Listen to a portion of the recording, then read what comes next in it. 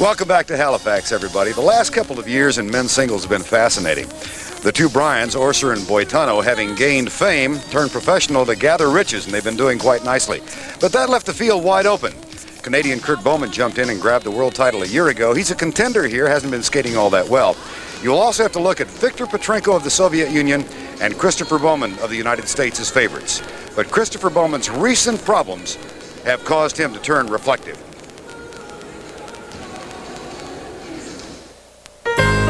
You sit there in this sport where you only have yourself and you start to think. You start to think about opportunities. In Christopher Bowman's case, lost opportunities. This time, losing your national title. And after a while, you begin to tie yourself up in guilt.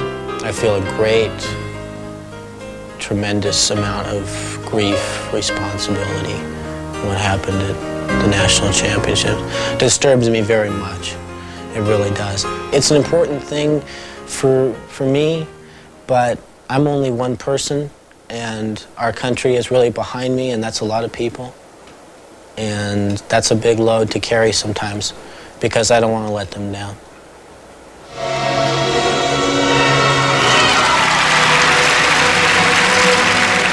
Last year in Paris, he let himself down, maybe, and yes, he let his fans down if you color everything gold. His long program was entertaining to everybody, it seemed, but the judges. He was indeed skating more for show than anything else.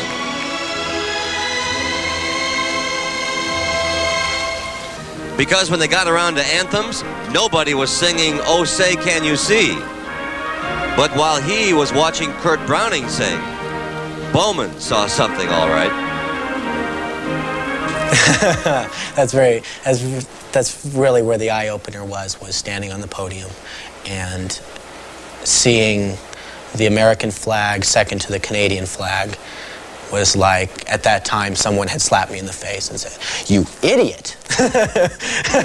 Why didn't you go for the damn brass ring?" And I was really, at that time, I think, turned around, and I promised myself as I stood there in front of our flag that I would be 100% committed to being totally aggressive and going after this. And so he's been at Lake Arrowhead, California, where the only scenery he's seen has been the inside of a rink. After withdrawing from the Nationals, he doubled his practice time. Once a 4-hour-a-day man, now it's 9 to 5.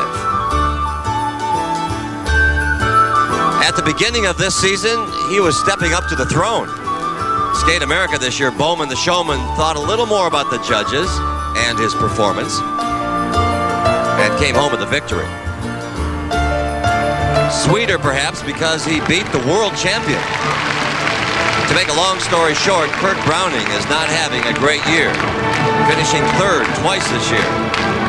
But world champions think differently. Here's his definition of positive thinking. By getting 2 bronze medals, all I've done is just shared the pressure. Now the Russians think that they can win. Now the Americans think that they can win.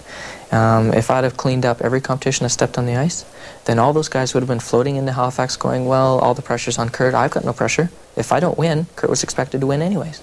But now all of them have a chance. So now I've shared my pressure with everybody. Well, we'll see how these two heroes think of that positive thinking. We come back. Viktor Petrenko, the way things are going, they're going to have commercials in your country soon. Can you throw us to a commercial and then we'll come back? We'll be back. Not bad. We'll be right back.